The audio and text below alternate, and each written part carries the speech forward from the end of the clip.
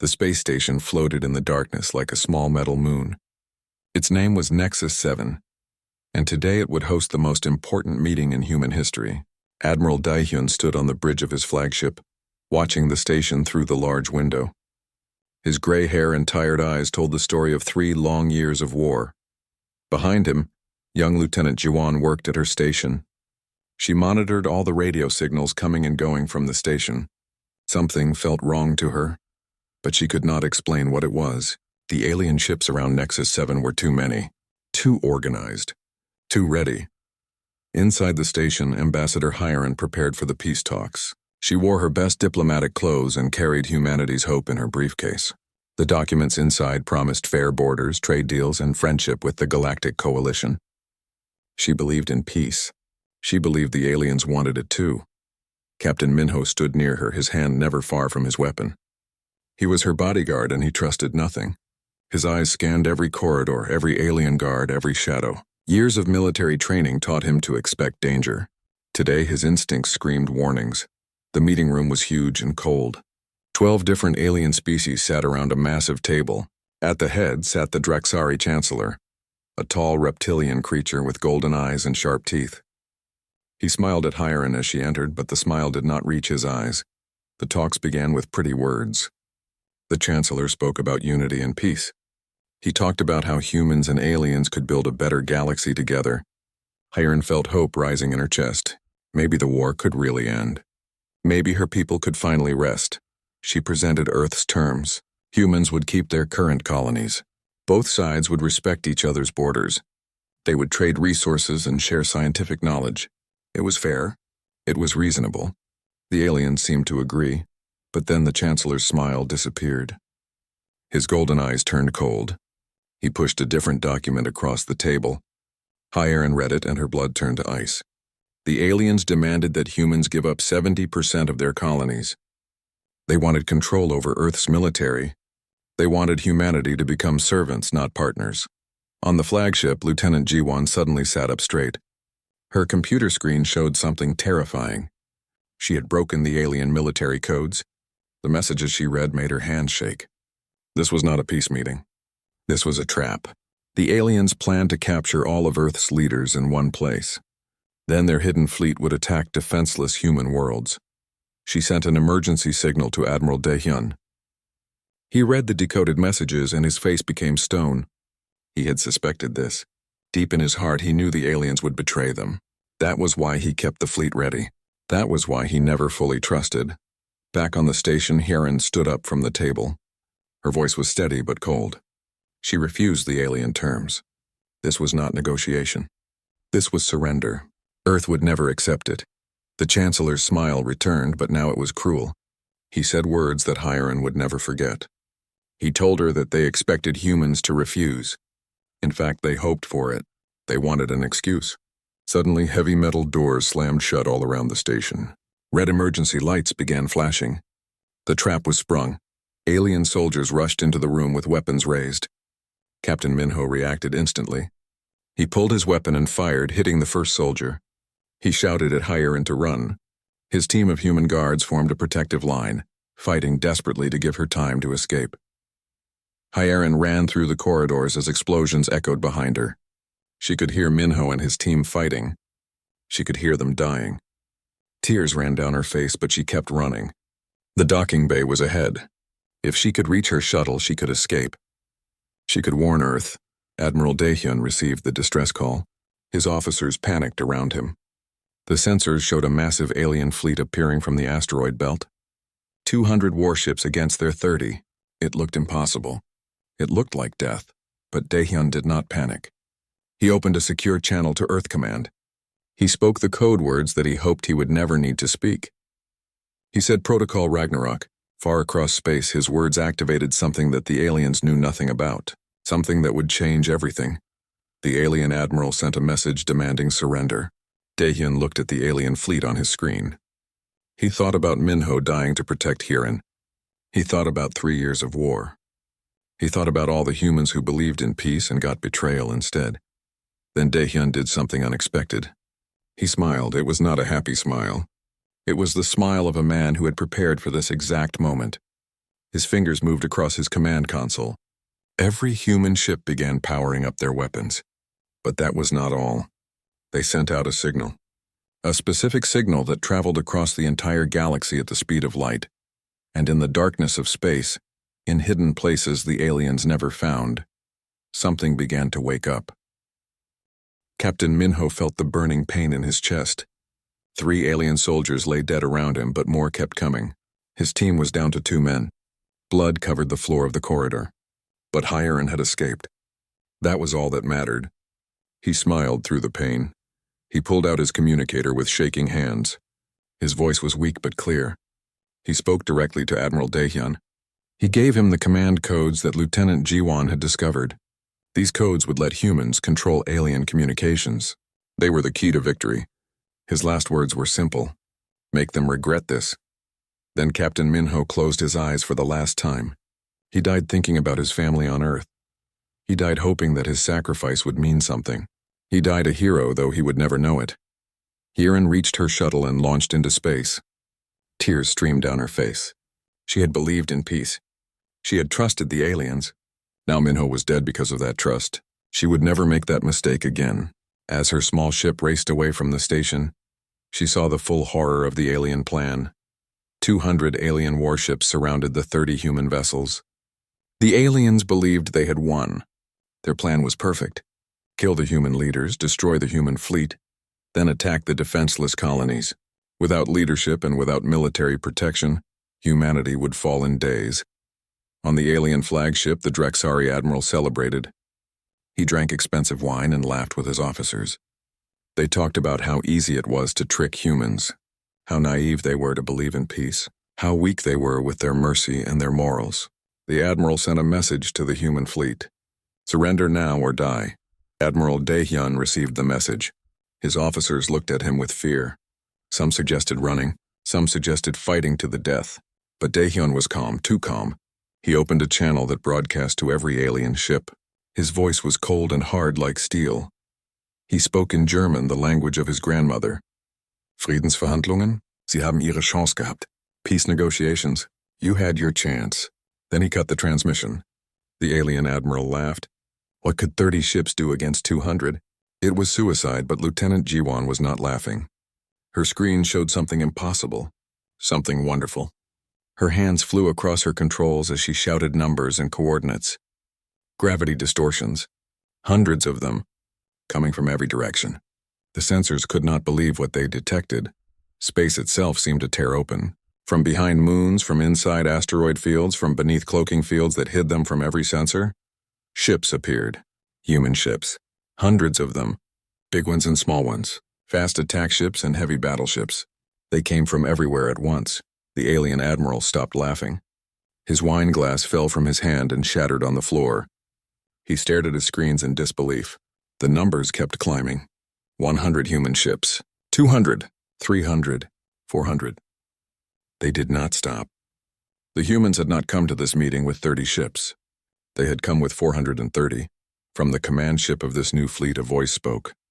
It was calm and cold. It belonged to Fleet Admiral Sungmin, a man the aliens thought was dead. He had supposedly died in battle 5 years ago. But that was a lie. He had been building this hidden armada in secret, preparing for this exact moment. Sungmin's message was simple.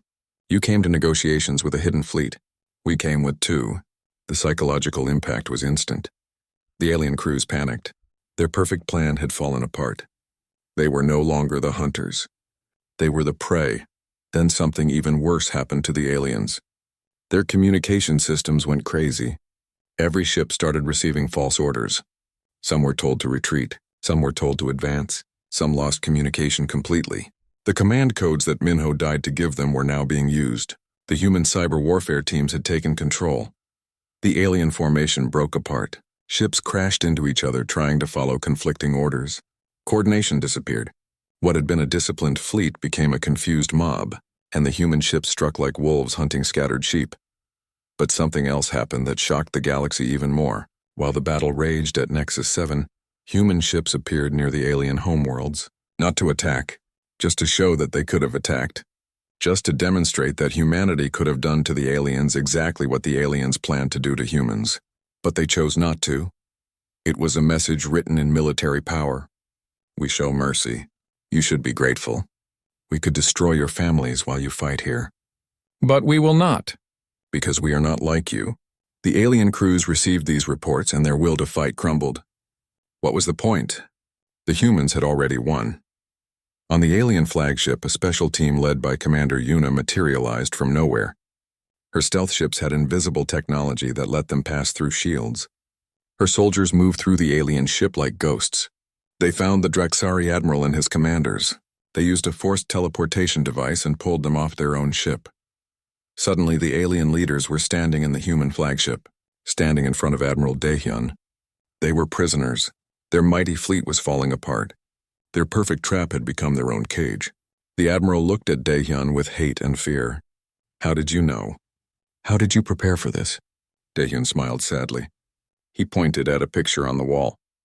It showed Earth from space, beautiful and blue. He explained that humans had a long and bloody history. They knew betrayal. They knew deception. They had used these tactics against each other for thousands of years. When the aliens called for peace talks, humanity hoped for the best but prepared for the worst. Now the alien fleet was broken. Some ships fled. Some surrendered. Some just drifted in space with their crews in shock. The battle was over almost before it began. Humanity had won. But as Daehyun looked at the Drexari Admiral, he felt no joy. Only the cold satisfaction of a man who had been proven right to distrust. Now came the hard part. Now came the real negotiations. The Drexari Chancellor stood in chains aboard the human flagship. His golden eyes still showed defiance, but fear hid beneath it. Around him, his war council waited. They expected torture. They expected death. They expected humans to act like the monsters they claimed humans were. What they got instead confused them completely.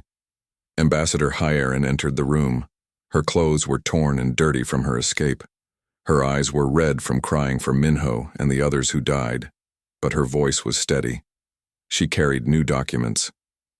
Not surrender terms for the aliens, not demands for tribute or slaves. Something different, something the galaxy had never seen before. She placed the papers on the table.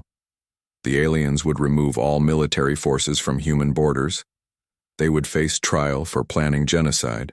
They would pay for the damage they caused. But then came the surprising parts. Humanity offered trade agreements, technology sharing, mutual defense pacts, even seats on a new galactic council where all species would have equal votes. The Chancellor stared at the documents like they were written in an alien language. His reptilian face showed pure confusion. He looked at Hyerin and asked the question that burned in his mind. You could conquer us. Your fleet is stronger. Your technology is better. Why do you not simply take what you want? Why offer us anything? Admiral Daehyun stepped forward. He was an old soldier who had seen too much war. He explained something that the aliens could not understand. He told them about Earth's history, about empires that conquered and then collapsed, about occupations that bred resistance, about how ruling through fear creates enemies that never stop fighting. Humans learned these lessons the hard way, Daehyun said. We spent thousands of years conquering each other. We built empires and watched them fall. We learned that peace forced through violence is not really peace. It is just a pause before the next war. Real peace comes from respect, from mutual benefit, from making former enemies into partners. The Chancellor did not believe it at first. He thought it was a trick, another layer of deception. But Hyerin showed him proof. She showed him the human doctrine, the philosophy that guided their civilization. Peace through strength, yes, but also mercy through victory, and cooperation through respect. These were not just words. They were principles humans died to defend. News of the battle and the peace terms spread across the galaxy faster than light itself. Other alien species heard what happened. Many of them had been forced to join the Galactic Coalition against their will. The Drexari Empire had conquered them or threatened them into alliance. Now they saw another path, a human path. Rebellion started on 3 different worlds within days. Species that had been slaves to the Drexari for generations rose up. They did not ask the Drexari for freedom. They asked humanity for help, and humanity, true to their doctrine, provided it, not by conquering those worlds, but by supporting their independence. Lieutenant Jiwan continued her work in the communication center. She dug deeper into the alien military networks using Minho's codes. What she found made her blood run cold. The Drexari had not acted alone. Someone else had pushed them toward war with humanity. Someone in the shadows had wanted humans destroyed before they became too powerful. The evidence was hidden in encrypted files, references to something called the Convergence, orders from unknown sources, payments from accounts that did not officially exist. The Drexari were not the masterminds. They were puppets. And whoever pulled their strings was still out there, watching, waiting. Jiwan brought this information to Admiral Daehyun immediately. He called a private meeting with Hyerin and Fleet Admiral Sungmin. The three leaders studied the evidence in silence. The implications were terrifying. If someone powerful enough to manipulate the entire galactic coalition wanted humanity dead, then the war was not really over. It had barely begun. Fleet Admiral Sungmin argued for immediate action. His ghost fleet was still hidden, still ready. He wanted to use humanity's advantage to strike first. Find this convergence, destroy them before they could plan another attack. His anger was understandable. He had lost friends. He had seen human colonies burned. He wanted revenge disguised as prevention, but Hyerin disagreed. She said that attacking based on suspicion would make humanity look like the aggressors. It would turn the galaxy against them. It would destroy everything they had just built. Better to watch and wait. Better to gather evidence and build alliances. Better to be patient. Daehyun found himself caught between two philosophies. Sungmin represented the military mind. Strike your enemy before they strike you. Never give them a second chance. Hyerin represented the diplomatic mind. Build trust through restraint. Show that you are different from your enemies. Both were right. Both were also wrong. The argument was interrupted by an emergency signal. The Drexari Chancellor wanted to speak. Alone. No guards, no weapons.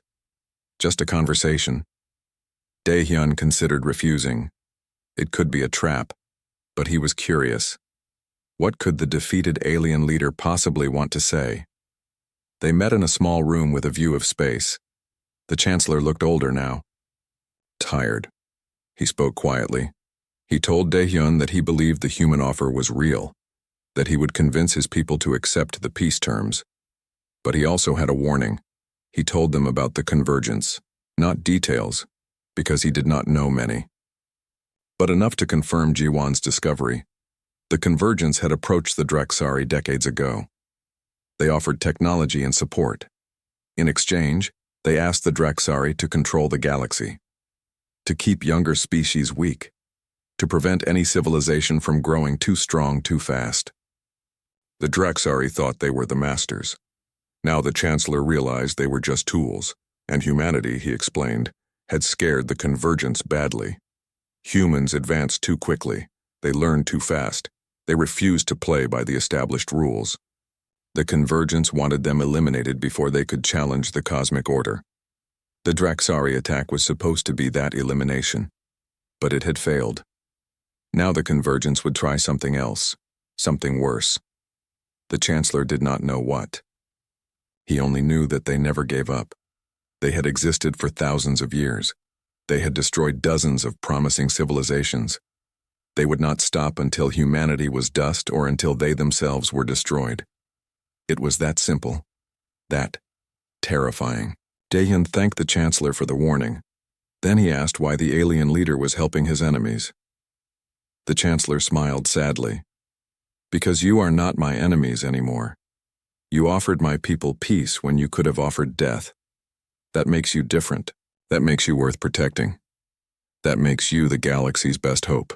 3 months had passed since the battle at Nexus 7. The peace treaty was signed. The Drexari military was reduced to defensive forces only.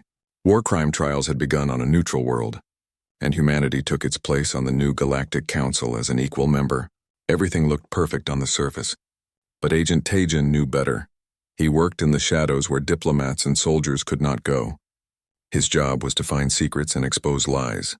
For weeks he had followed the money trail that Lieutenant Jiwan discovered. It led him through shell corporations and dummy accounts, through 3 different star systems and a dozen different species. Finally, it led him to a small trading station on the edge of known space. The station looked normal. Traders came and went, ships docked and undocked. But Tajan noticed patterns. Certain ships arrived at regular intervals. They carried no cargo. Their crews stayed only minutes, and they all transmitted the same encrypted signal before leaving. He hacked into the station's computer and found what he was looking for. The Convergence had an office here. Meanwhile on Earth, Ambassador Hiren faced different problems. She now served as Earth's representative to the Galactic Council. The job was harder than she expected. Many species still distrusted humanity. They saw the Ghost Fleet as proof that humans were warmongers. They questioned every human proposal with suspicion. Counselor Inhai worked as her assistant. She was younger and more optimistic than Hiren. She truly believed that time would heal the wounds, that patience and good deeds would win trust. Hiren wanted to believe it too, but she remembered Minho dying in her arms. She remembered the Draxari betrayal. Trust was a luxury she could not afford. Then the attacks began. A human colony on the Outer Rim was hit by raiders. They killed 50 civilians and destroyed 3 military outposts. The raiders used weapons that matched no known technology. They left no prisoners and no clues, just death and fear. At the Galactic Council, accusations flew like weapons. The Draxari claimed humans staged the attack themselves to justify building more military ships. Other species agreed. Why else would the raiders target only human military assets? Why else would they leave no evidence? It must be a false flag operation. Hiren defended humanity passionately, but she had no proof. No evidence. Just her word that humans would never murder their own people. In the political arena, words without proof meant nothing. The council voted to investigate human military activities. It was an insult, a slap in the face. But Hiren had no choice but to accept. Agent Tajan found more than just an office. He found a meeting. Representatives from 6 different species gathered in a hidden room beneath the trading station. They wore masks to hide their identities, but Tajan had recording devices everywhere. He listened as they discussed their plans to destroy humanity from within. They called themselves the Convergence. They believed that only the strong deserved to survive. They saw humanity's mercy as weakness, as disease, as something that would infect the galaxy if not stopped. They had manipulated the Draxari into war. Now they would use a different strategy. They would turn humanity against itself. The plan was brilliant in its cruelty: create incidents that made humans look guilty, spread rumors that human leaders were warmongers, support human extremists who wanted military expansion, push humanity toward internal conflict, let them destroy themselves. No Convergence ships needed, no Convergence soldiers required. Just whispers and money in the right places. Tajan tried to leave and report what he learned. But he was not as invisible as he thought. Convergence security found him. They chased him through the station's corridors. He fought well, but he was outnumbered. They captured him and took him to a cell deep in the station's core. Before they caught him, Tajan managed to send one final message. It was short and encrypted. It went directly to Admiral Daehyun. The message said only this: they are already here. Trust no one. Then his signal went dead. Daehyun stared at his screen in horror.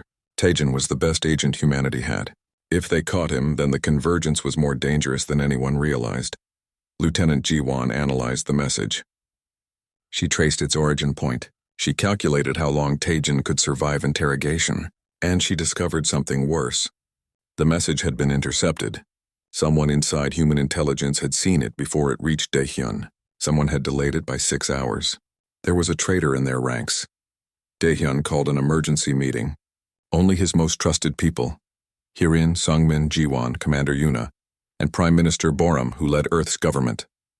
They met in a secure room that was swept for listening devices 3 times. Even here they spoke in whispers. Paranoia was now a survival tool. Sungmin argued that this proved his point. The Convergence would never stop. Mercy was suicide. Humanity needed to strike first. Use the Ghost Fleet, find every Convergence base and burn it. Kill them before they could kill us. His logic was hard to argue against. How do you show mercy to an enemy that sees mercy as weakness? But Hiren refused to accept that answer.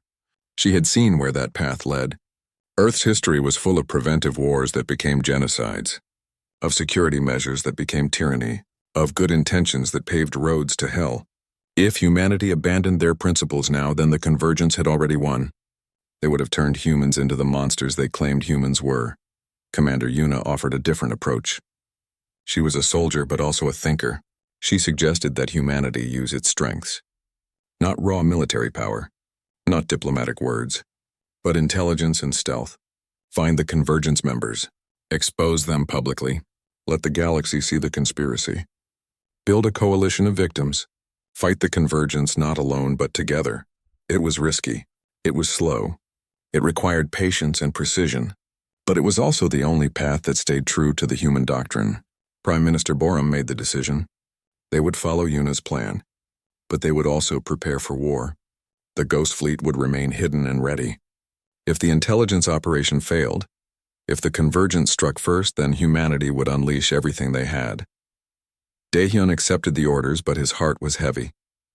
He thought about Taijin, captured and probably being tortured. He thought about Minho, dead because he trusted too much. He thought about all the humans who would die while they tried to be better than their enemies. Sometimes being good meant accepting casualties that being ruthless would avoid. That was the terrible price of principles. Across the galaxy, in his dark cell, Agent Taijin smiled through broken teeth. His captors thought they had won. They thought he was helpless. But Taijin had one advantage. He knew how the convergence thought, and he knew they would underestimate him because he was human. Because humans showed mercy. That mercy was not weakness. It was camouflage. And soon, they would learn the difference. Agent Taijin waited in his cell for 3 days. They fed him little. They questioned him constantly. They used drugs that made his head spin and his thoughts blur, but they made a mistake. They underestimated him. They thought a human agent would break easily. They were wrong. On the 4th day, they moved him to a different cell. It was cleaner, more comfortable. They offered him good food and medical treatment. A convergence leader came to speak with him. She was an old alien with blue skin and too many eyes. She spoke in a gentle voice. She told Taijin that he could join them, that humans and the convergence wanted the same thing: order, strength, control. Taijin pretended to consider it. He asked questions. He learned their structure, their bases, their leaders across different species. He memorized everything, and when they trusted him enough to loosen his restraints, he struck. The guards never expected it. One moment he was a weak prisoner. The next he was a weapon. He escaped through a waste disposal chute that his captors thought was too small for any being to fit through. They had never seen how flexible a desperate human could be. He stole a small cargo ship and jumped to hyperspace before they could stop him. He still had the data chip hidden in his body. It contained everything: names, locations, financial records, proof that the convergence had existed for over 2,000 years. Proof that they had destroyed 18 different civilizations by turning them against themselves. Humanity was just the latest target. Meanwhile, humanity was tearing itself apart exactly as the convergence planned. The military faction grew stronger every day. They gained support from colonists who were tired of feeling threatened, from soldiers who wanted to strike first, from families who lost people in the mysterious attacks. Fleet Admiral Sung Min became their leader, not through ambition but through frustration. He truly believed that the diplomatic approach would get everyone killed. He started holding secret meetings with sympathetic officers, planning operations that were not approved by civilian government, preparing for the day when he might need to act without permission. He told himself he was protecting humanity. Maybe he was right. Maybe he was becoming the very thing the convergence wanted him to become. The breaking point came when another attack happened. This time on a civilian transport carrying 500 people, men, women, children. The ship was destroyed completely. No survivors. No warning. Just sudden death in the cold of space. The whole human population screamed for revenge. The Galactic Council offered condolences but did nothing. They were still investigating whether humans were staging the attacks themselves. Sung Min could not take it anymore. He had the location of a suspected convergence base. Intelligence suggested it was a training facility for the assassins conducting the attacks. He wanted to hit it hard, send a message, show the convergence that humanity would not die quietly. But Prime Minister Borum refused permission. Too risky. Not enough evidence. Keep gathering intelligence. So Sungmin made a choice that would haunt him forever. He launched the attack anyway. Without authorization, without proper intelligence confirmation, 3 Ghost Fleet ships appeared at the suspected base and opened fire. They destroyed everything, and when the smoke cleared, they found not a military base but a refugee camp, 4,000 civilians dead. 3 different species, all of them innocent. The galaxy erupted in fury. Every species turned against humanity, even former allies, even victims of the convergence who had started trusting humans. They all said the same thing. See, humans are violent. They are dangerous. They pretend to be peaceful, but they are killers. Just like we always feared. Admiral Daehyun faced the hardest decision of his career. Sungmin was his friend, his comrade, a hero who built the Ghost Fleet and saved humanity at Nexus 7. But he had also committed a war crime. He had killed innocents. He had proven the convergence right. If Daehyun did nothing, humanity would be seen as no different from any other brutal empire. But if he acted, he would destroy one of humanity's greatest defenders. Daehyun chose the harder path. He sent Commander Yuna to arrest Sungmin. The Ghost Fleet split. Half supported their leader. Half followed orders. Human ships faced each other with weapons charged. Civil war was seconds away. The galaxy watched and waited for humanity to destroy itself. The convergence smiled in the shadows. Their plan was working perfectly. Then Sungmin did something unexpected. He surrendered. He could have fought. His supporters would have followed him. But he looked at Yuna and saw not an enemy but a reflection. He saw what he had become. A man so afraid of losing that he forgot what he was protecting. He deactivated his weapons and allowed himself to be taken into custody. His trial was broadcast across the entire galaxy. Humans and aliens watched as humanity judged one of its own heroes. Sungmin did not defend himself. He accepted responsibility. He said that he had betrayed everything the human doctrine stood for. He had let fear turn him into a monster. He asked not for mercy but for justice. Whatever punishment his people deemed fit, he would accept. The trial lasted 3 days. The verdict was guilty. The sentence was life in prison with the possibility of parole after 20 years. Many thought it was too lenient. Many thought it was too harsh. But it sent a clear message. Humanity would punish its own criminals. Humanity would not accept war crimes even from heroes. Humanity meant what it said about peace and justice. As Sungmin was led away to his cell, Agent Taejin's ship arrived at Earth. He went straight to Admiral Daehyun. He looked terrible, thin and bruised and exhausted, but his eyes burned with purpose. He handed over the data chip and said 3 words that changed everything. "I have proof." Lieutenant Jiwon analyzed the data for 12 hours straight. When she finished, she called an emergency meeting. What she found was bigger than anyone imagined. The convergence was not just a conspiracy.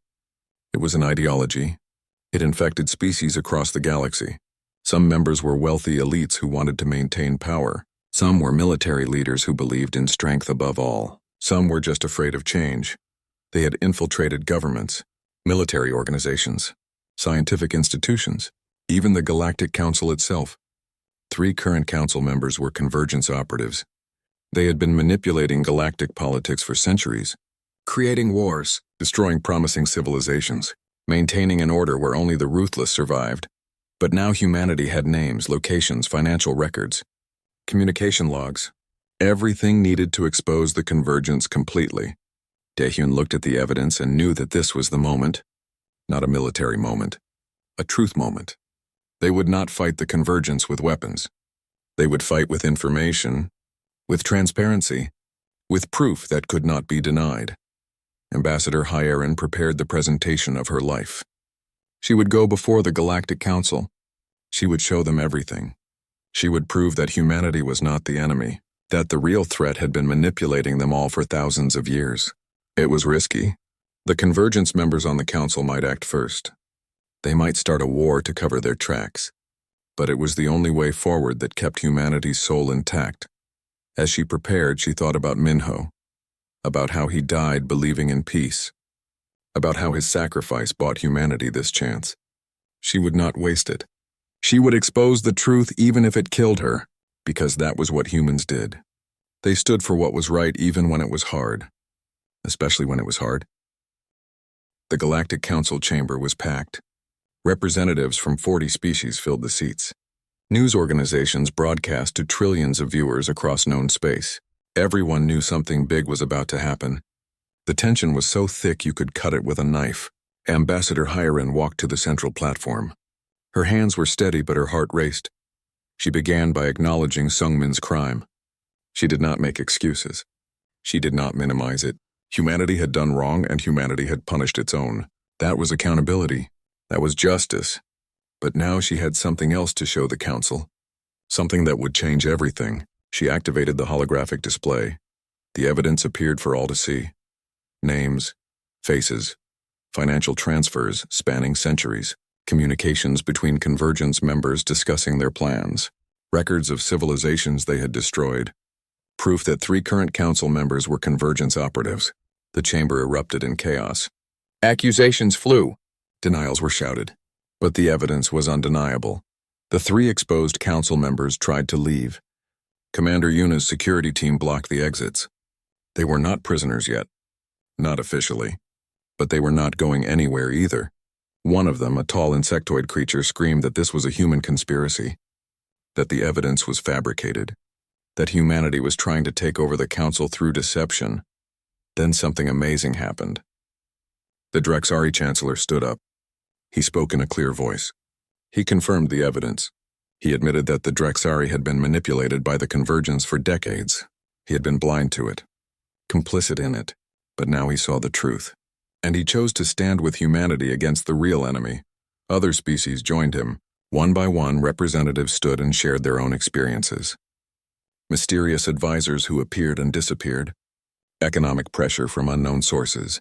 Political movements that seemed organic but were actually funded by shell corporations.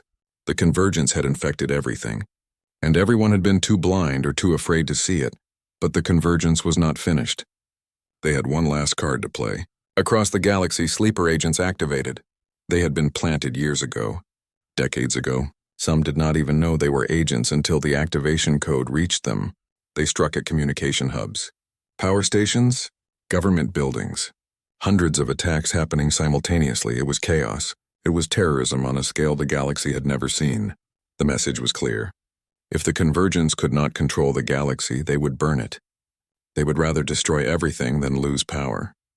It was the final proof of their evil, but it was also their greatest mistake. Because humanity had prepared for this, Lieutenant Jiwan had spent weeks building a quantum communication network. It connected every species that had agreed to work with humanity.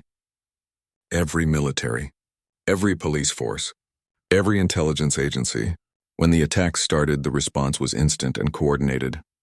The sleeper agents were identified and stopped within hours. Most of them were captured alive. The captured agents talked. Some willingly, some under interrogation, some through truth drugs that were legal under emergency war powers. They revealed Convergence bases, command structures, supply lines. The centuries-old conspiracy was unraveling in days. And at the center of it all was the Convergence supreme leader, a creature so old that most species thought it was a myth. Agent Taijin led the team to find this leader. He tracked it to a hidden station in a forgotten star system. The station was ancient, built by a civilization that died before humans learned to make fire. The Convergence had used it as their headquarters for over 2,000 years. It was defended by automated weapons and fanatical guards. But Yuna's special forces were ready. The battle was short but brutal. The Convergence guards were skilled, but they fought as individuals. Each one believed they were superior to everyone around them. The special forces fought as a team. Humans, Drexari, and 4 other species working together. Trust and cooperation defeated individual skill. It was a metaphor for the entire conflict. Taijin found the supreme leader in a chamber at the station's core. It was ancient beyond imagination. Its species was extinct. It had survived through technology that extended life far beyond natural limits. It looked at Taijin with eyes that had seen empires rise and fall. It spoke in a voice that was dry like dust. It told Taijin that the Convergence was necessary, that without them, chaos would consume the galaxy. That young species like humanity were dangerous. They spread too fast. They changed too much. They refused to accept their place. Better to control them. Better to eliminate them if control failed. It was cruel, but it was order. Order was survival. Then it offered Tajin a deal. Join us, learn from us, live forever, guide humanity to proper development. We do not have to be enemies. We want the same thing: stability, peace, order. The words were reasonable. The logic was sound, and it was completely wrong. Tajin looked at the ancient creature and felt pity. It had lived so long that it forgot what life was about. It saw order and missed the beauty of chaos. It saw control and missed the value of freedom. It measured survival in centuries and missed the point that some things were worth dying for. It was immortal, but it was not alive. Not really. Not in any way that mattered. He refused the offer. He told the creature that humanity understood something it did not. That choosing kindness when cruelty was easier made them strong, not weak. That building trust when deception was safer made them powerful, not naive. That dying for principles instead of living without them made them human. The creature could not understand. It had forgotten how. The supreme leader was arrested. Its life extension technology was disabled. It would finally die. It seemed almost relieved. Like a burden was lifted. 2,000 years of control, of manipulation, of loneliness. Finally over, Tajin felt no joy in victory. Only sadness that someone so old had learned so little. Across the galaxy, convergence bases surrendered or were captured. Their financial networks were frozen. Their operatives were arrested. The conspiracy that had existed for millennia fell apart in weeks. It happened so fast because it was built on lies and fear, and when truth and courage opposed it, lies and fear had no foundation. The Galactic Council held an emergency session. They voted to dissolve and reform under new principles. The human doctrine became the foundation of the new galactic order. Peace through strength, mercy through victory, cooperation through respect, and accountability. Always accountability. No species was above justice. No individual was too important to face consequences. Ambassador Hyeron was elected as the first Secretary General of the new Galactic Alliance. Not because humanity was superior, but because they had proven their principles when it was hard, when it cost them, when being merciful looked like weakness and being just looked like suicide. They had stayed true anyway. That earned respect. That earned trust. That earned leadership. 5 years had passed since the convergence fell. The galaxy was different now. Better. Not perfect, but better. Admiral Daehyun stood on Earth looking at the building before him. It was made of white stone and glass. Beautiful and peaceful. Above the entrance, words were carved in 40 different languages. The Minho Institute for Peace Studies. Today was the dedication ceremony. Students from 20 species would study here. They would learn conflict resolution, diplomatic strategy, cultural understanding. Everything needed to prevent future wars. Everything that Minho believed in before he died, protecting those beliefs. His sacrifice had planted a seed. This building was the tree that grew from it. Daehyun was old now. His hair was completely white. His hands shook sometimes, but his mind was still sharp. He had retired from active military service, but served as an advisor to the new Galactic Alliance. He taught young officers that strength without wisdom was just violence. That winning was meaningless if you lost yourself in the process. Ambassador Hyeron, now Secretary General Hyeron, gave the dedication speech. She talked about the journey from war to peace, about the price they paid, about the people they lost. She mentioned Minho by name. She talked about how he died for peace and how they honored him by making peace real. Her voice broke when she spoke about him. Even after 5 years, the grief was still fresh. In the crowd stood many faces. Lieutenant Ji-won was now Commander Ji-won. She led the Alliance communication network. The quantum system she built connected the entire galaxy. Information flowed freely. Secrets were harder to keep. Conspiracies were harder to hide. Transparency was the best defense against another convergence. Commander Yuna had been promoted to general. She trained the Alliance Joint Special Forces. Soldiers from dozens of species learned to work together, to trust each other, to see former enemies as brothers and sisters in arms. She was strict, but fair. Hard but caring. Her students feared her and loved her in equal measure. Agent Tajin worked in the shadows as always.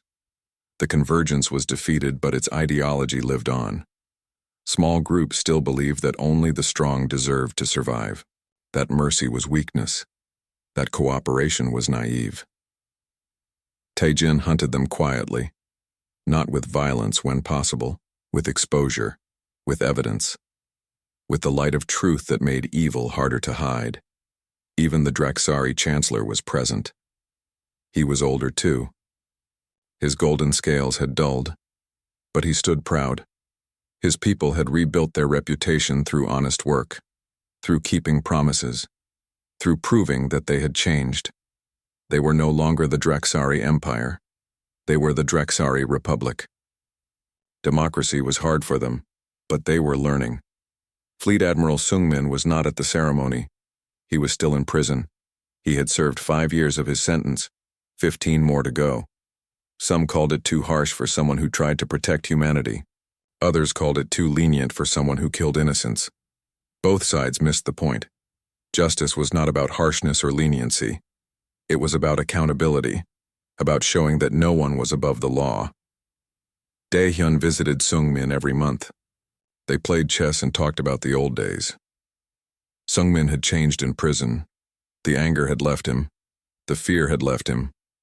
He understood now what Daehyun had tried to teach him, that protecting humanity meant protecting what made humanity worth protecting.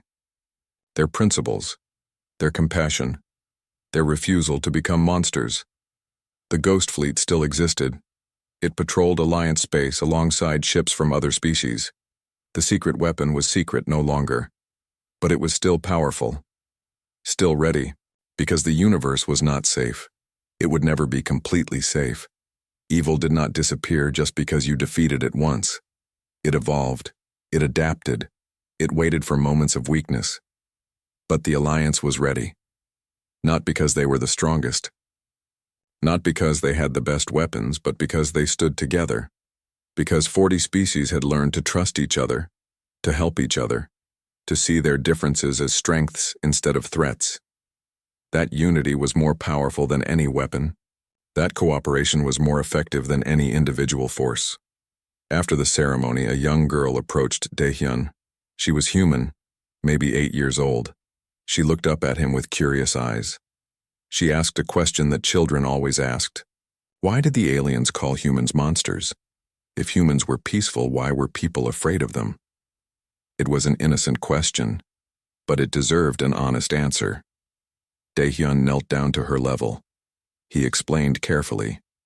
He told her that humans showed the galaxy something they had never seen before, a species that could destroy but chose to create, that could conquer but chose to cooperate, that could take revenge but chose mercy. That terrified some people, because it challenged everything they believed about power and survival. He told her that being called a monster was not always bad. It meant people respected your strength, feared your capability. But what mattered was what you did with that strength. Monsters destroyed for pleasure. Humans destroyed only when necessary and never forgot the cost. That difference was everything. That difference saved the galaxy. The girl thought about this. Then she asked another question, a better question. If humans could choose mercy when they had power, could other species learn to do the same? Daehyun smiled. That was the whole point of this institute. That was the whole purpose of the Alliance.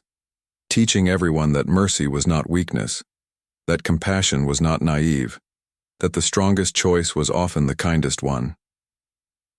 As the sun set on Earth, Daehyun looked at the students entering the institute, young beings from across the galaxy, learning together, growing together, building a future together. He thought about the journey that brought them here, the battles fought, the friends lost, the mistakes made, the lessons learned. It had been worth it. All of it. Humanity had come to Nexus 7 for peace negotiations. They had been betrayed. They had responded with overwhelming force, but they had also responded with overwhelming mercy. They had proven that strength and compassion were not opposites. They were partners. You needed both to build something that lasted. Violence alone created ashes. Mercy alone invited exploitation. Together, they created civilization. The human doctrine had spread across the stars. Peace through strength, mercy through victory, cooperation through respect. simple words. But living them was hard. Choosing mercy when revenge was easier. Choosing cooperation when domination was possible. Choosing peace when war was profitable. These choices defined humanity. These choices saved the galaxy. As stars began appearing in the darkening sky, Daehyun felt at peace. His life's work was done, not finished, because work like this was never finished, but done enough. The next generation would carry it forward. They would face new challenges, make new mistakes, learn new lessons, but they would do it together. Human and alien, former enemies now friends. That was the real victory. Somewhere in the galaxy, threats still lurked. Dangers still waited. Evil still existed, but so did good. So did courage. So did hope. The convergence had ruled through fear for thousands of years. Humanity defeated them in months, not with superior weapons, not with ruthless tactics, but with an idea. The idea that being good was worth the cost. That principles mattered more than survival. That how you won was more important than whether you won. And that idea, once planted, could never truly die. It would spread. It would grow. It would change the galaxy forever. Because humans had proven something that everyone thought impossible. That mercy could be strength. That compassion could be power. That the monsters worth fearing most were the ones who chose kindness when cruelty was easier. That was humanity's greatest weapon. That was their true armada. And it would never surrender.